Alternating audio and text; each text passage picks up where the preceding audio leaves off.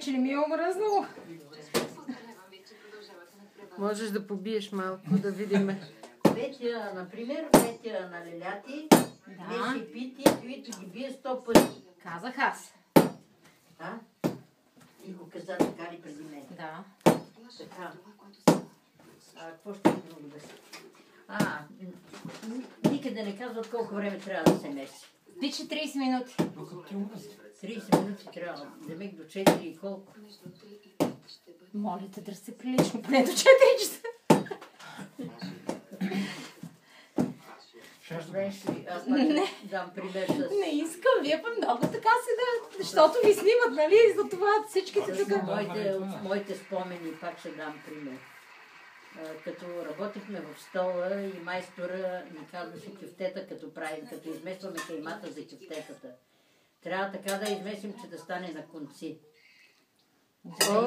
Има ли такава кайма сега да я месиш да стане на конци? Естествено. Ако се смелиш ти. Даде по... Майче и тази кайма, която ти купувам аз на тебе. Да, аз правих кюфтенца и има в тавата. Видях, че имаш кюфтенца. Видях, че имаш кюфтенца в тавата. Викам да я дела на две, няма смисъл. По-добре... А как се месят наведнъж с 3,5 кг брашно? Не знам как сме го месили.